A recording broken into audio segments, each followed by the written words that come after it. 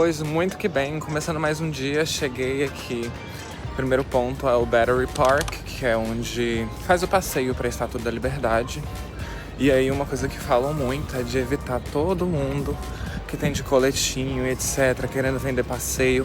Eu já passei por uns ali atrás, bem na entrada, o pessoal fica abordando, enchendo o saco. E o único lugar para comprar mesmo é no lugar oficial, nessa entrada oficial que tem aqui. E aí sim, é seguro, não é golpe nem nada, porque esse pessoal que fica ali abordando fica vendendo bilhete falso.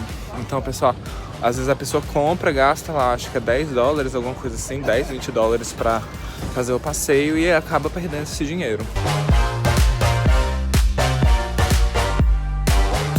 Ó, deu tudo certo, passa pela segurança aqui e eu escaneei diretamente já o City Pass, então eu não precisei ficar na linha, na fila. Ó, já tô trocando palavra, fui alfabetizado em inglês.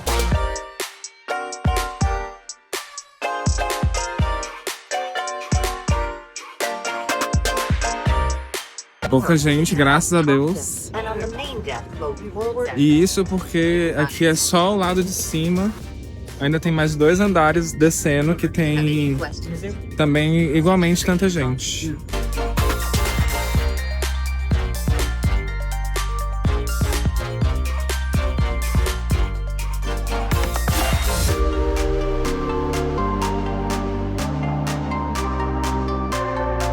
Chegamos à ilhazinha e o primeiro ponto é do Skyline de Nova York.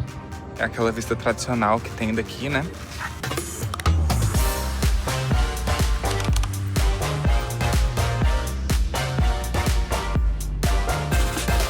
Eu não sei se dá pra ver, mas desse lado aqui já fica New Jersey. Aí por cá, eu acho que esse ponto aqui assim, cadê?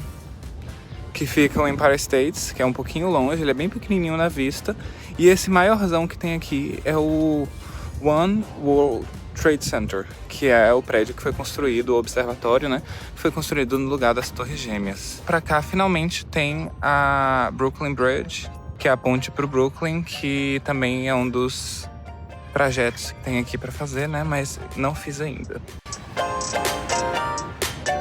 Agora, uma coisa legal aqui é que, como é um passeio muito típico, né, da cidade, embora a Estátua da Liberdade não seja tão velha, ela tem um pouco mais de 100 anos, mas ela já se tornou parte da identidade, eu diria até talvez nacional americana. E uma coisa legal é que eles dão um audio tour em várias línguas, inclusive em português brasileiro, que é meio difícil de encontrar, né, mas como é um ponto muito turístico, existe uma demanda muito grande. Então tem um audio tourzinho aqui que a gente vai ouvindo um pouco sobre a história. É bem tranquilo de acompanhar.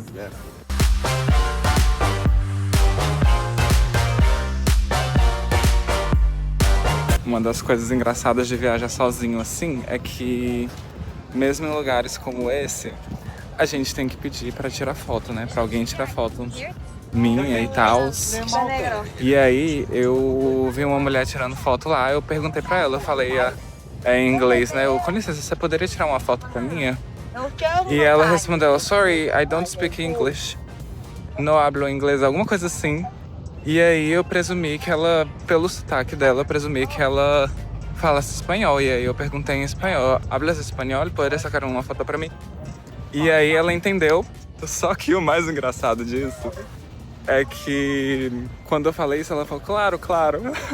E aí que eu olhei assim pra cara dela, aí eu falei, você é brasileira. Se eu soubesse, eu tinha falado antes em português com você. E aí ela começou a rir também. E ainda dei super sorte, porque a mulher é fotógrafa. Então as fotos ficaram ótimas. Mas é muito engraçado esse tipo de coisa quando acontece. Inclusive, isso é um ponto de quando você viaja sozinho, que você perde a vergonha total de fazer qualquer coisa. Todo lugar que eu paro, eu peço pra alguém tirar foto minha e tudo mais. Saio abordando mesmo, falo com licença, pode tirar uma foto minha e pronto. E é isso. Agora, explicando um pouquinho da história daqui. A Estátua da Liberdade, ela foi um presente do povo francês para o povo americano para comemorar o centenário da independência americana. A independência foi em 1786 e esse centenário em 1886. O povo francês ele simpatizava muito com essa ideia americana de independência, dos ideais de liberdade, principalmente depois da Revolução Francesa, e aí nessa oportunidade eles fizeram esse presente. A estátua mesmo ela foi inaugurada 10 anos depois e ela tem essa ideia principal de ser a liberdade iluminando, né? Por isso que ela carrega essa tocha, justamente esses ideais franceses de liberdade, de iluminação, do iluminismo e de progresso da humanidade. E agora falando um pouquinho sobre design, a pessoa que projetou a Estátua da Liberdade, ela teve como inspiração o Colosso de Rhodes, que é uma das 7 maravilhas do mundo antigo, uma estátua de cerca de 33 a 36 metros, e o desenho especificamente da estátua é inspirado na deusa romana Liberta, só que houve uma modificação no chapéu dela, foi inserido aqueles 7 raios de sol para simbolizar a iluminação, a razão e o iluminismo mesmo daquela época.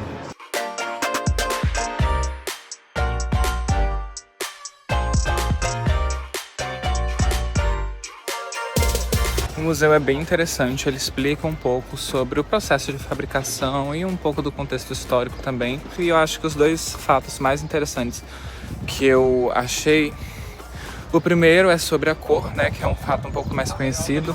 A estátua, na verdade, ela é uma estátua de cobre.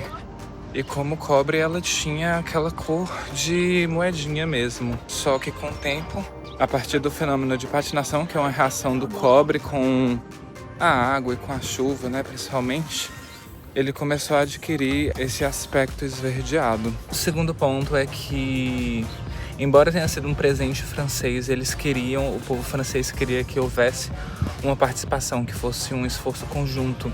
Então o que aconteceu é que foi criado um comitê francês e eles decidiram que ia presentear a estátua, mas que o pedestal seria feito pelo povo americano e aí sim representaria uma união das relações entre esses 2 países. O material mesmo da estátua e a produção dela ele foi feito a partir de doações do povo francês. Foram mais de 100 mil doações das pessoas, muitas doações de pessoas ricas, mas também do próprio povo francês que se identificava com esses ideais de liberdade. Outro ponto muito interessante é que a estátua ela tem um pouco mais de 100 anos, mas ela entrou para a cultura pop de uma forma muito forte. Ela virou um ícone da cidade de uma forma que as pessoas que tiveram essa ideia, eu acho que jamais esperariam que teria um impacto tão grande um presente desses.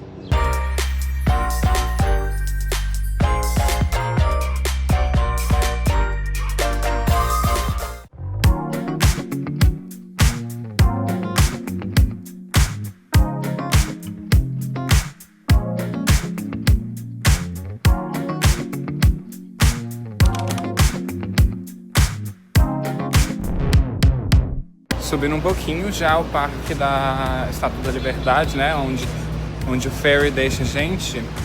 Uma ruazinha acima já tem o Charging Bull, que é aquele touro que dizem as más línguas, né, ou corre a superstição de que se você passar a mão nas bolas dele, traz boa sorte.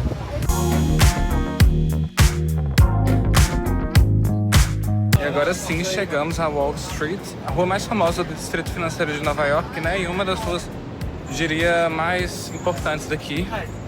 É a rua onde estão os grandes bancos, onde estão as grandes corporações, onde o dinheiro corre, onde fica a Bolsa de Nova York. E é a rua responsável ali, protagonista da história da quebra da Bolsa de 1929, da bolha imobiliária de 2008 e afins. Em poucas palavras, é a Faria Lima daqui. E é muito engraçado porque tem uma vibezinha meio Faria Lima mesmo. Você vê um monte de gente gomadinho assim, com a blusinha social, saindo de calça, saindo para almoçar esse horário, que tá no horário do almoço.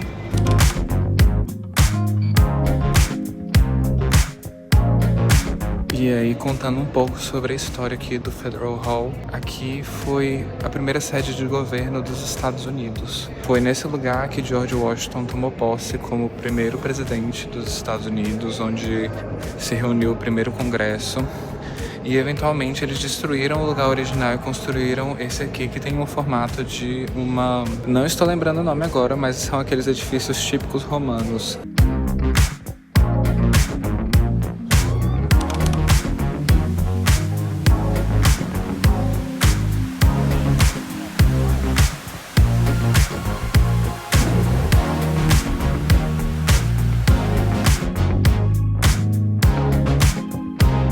E para encerrar o dia, eu tô aqui no complexo do World Trade Center, do que restou dele, né?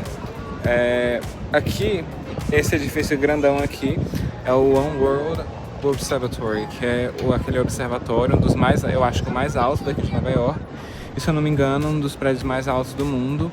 Mas eu não vou subir nele porque eu quero ir em outros observatórios aqui. Também tem o memorial do 9/11 e aqui ao fundo onde ficavam as Torres Gêmeas, que tem aquele monumento com a água caindo, etc. Bem interessante, mas bem triste também, essa água incessante, né, a escorrer. Desse outro lado aqui tem o The Oculus, que é a estação com shopping e etc. de metrô. E aqui nesse lado aqui tem umas estátuas que eu vou já descobrir do que é.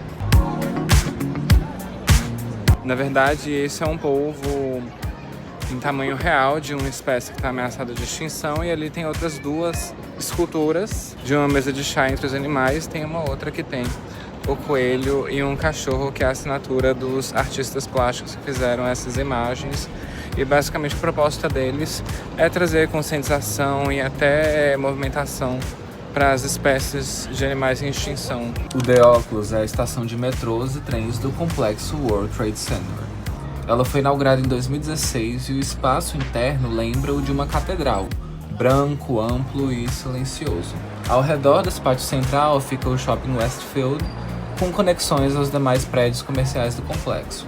Depois eu peguei o metrô até o Soho, que é um bairro conhecido por ser requintado e ter muitas boutiques e galerias de arte, e deu até para dar uma andada lá, mas depois começou a chover, e aí como já estava tarde, eu resolvi encerrar o dia ali.